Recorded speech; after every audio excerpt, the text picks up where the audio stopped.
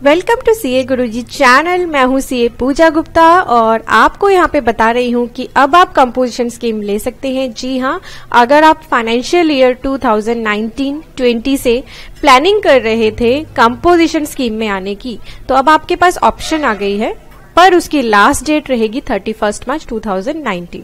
और कैसे composition scheme लेनी है ये मैं आपको इस वीडियो में बता रही हूं। पहले आपको ये बता देती हूं कि कंपोजिशन स्कीम लेने के लिए टर्नओवर की लिमिट लेटेस्ट ही गवर्नमेंट ने एक्सटेंड की है। मतलब अब जिनकी टर्नओवर 1.5 करोड़ तक है वो पर्सन कंपोजिशन स्कीम ले सकते हैं, और साथ ही सर्विस प्रोवाइडर्स के लिए भी ये ऑप्शन ओपन कर दी गई है, पर कुछ कंडीशंस के साथ। डिटेल में अगर आप कंपोजिशन स्कीम के बारे में जानना चाहते हैं तो उसकी रिक्वेस्ट मुझे कमेंट करके बता दीजिए, मैं उसकी सेपरेट वीडियो डाल दूंगी कि कंपोजिशन स्कीम में जो नए चेंजेस हुए हैं वो क्या है।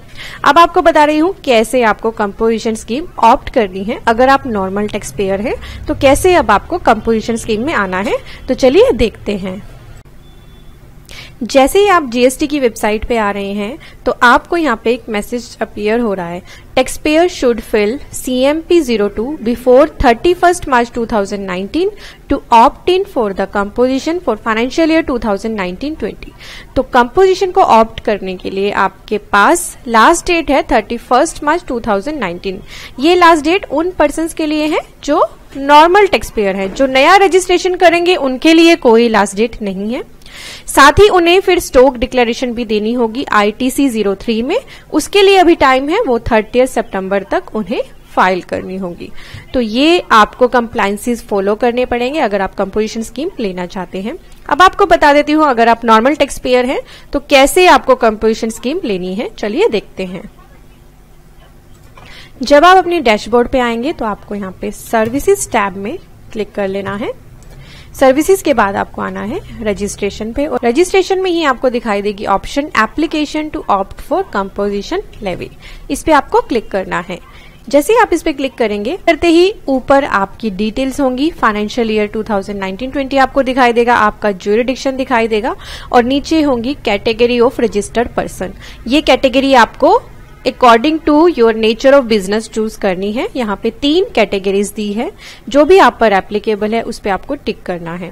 पहली कैटेगरी है manufacturers other than manufacturers of such goods as may be notified by the government for which option is not available. तो मैन्युफैक्चरर ले सकते हैं कंपोजिशन स्कीम, पर कुछ मैन्युफैक्चरर्स को गवर्नमेंट ने प्रोहिबिट किया है, वो कंपोजिशन स्कीम नहीं ले सकते। तो उनके अलावा अगर आप मैन्युफैक्चरर हैं तो आपको यहाँ टिक करना है। फिर नेक्स्ट है supplier making supply refer to in clause B of paragraph 6 of schedule 2। तो अकॉर्डिंग टू शेड्यूल 2 अगर आप सप्लाई करते हैं और आप पर कंपोजिशन स्कीम लेना एलिजिबल है तो आपको सेकेंड नंबर की ऑप्शन पे टिक करना है। थर्ड कैटेगरी है any other supplier eligible for composition levy. तो आपको लगता है आप दोनों में फॉल नहीं कर रहे हैं तो आपको थर्ड ऑप्शन पे टिक कर लेना है। तो आपके लिए जो भी एप्लीकेबल है आप उसको टिक कर लेंगे। टिक करने के बाद नीचे डिक्लेरेशन है कि आप कंपोजिशन के रूल फॉलो करने होंगे एज पर सेक्शन 10। आपको इस पे टिक कर लेना है, अपनी ऑप्शन चूज कर लेनी है। और फिर नीचे है वेरिफिकेशन। सिंपल वेरिफिकेशन पे टिक करते ही, ऑथराइज सिग्नेटरी चूज करते ही, प्लेस एंटर करते ही आपके पास नीचे जो ऑप्शंस हैं submit with E signature, submit with EVC और सबमिट विद DSC आपके पास एक्टिव हो जाएंगे, और आपके पास आपके रजिस्टर्ड मोबाइल नंबर पे OTP आएगा और आपकी कंपोजिशन स्कीम ऑप्ट हो जाएगी for the financial year 2019 and 20। साथ ही फिर आपको ITC 03 भी फाइल करना है, जिसमें आपको अपने स्टॉक की डिक्लेरेशन देनी होगी। वो आपको फाइल करना है 30 सितंबर तक।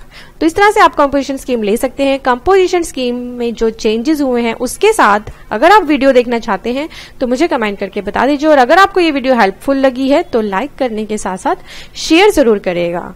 तो thank you for watching everyone, bye bye. Latest updates के लिए सब्सक्राइब करें सीए गुरुजी चैनल को, बेल आइकन पे क्लिक करें सभी नोटिफिकेशंस के लिए, और ये करना बिल्कुल फ्री है।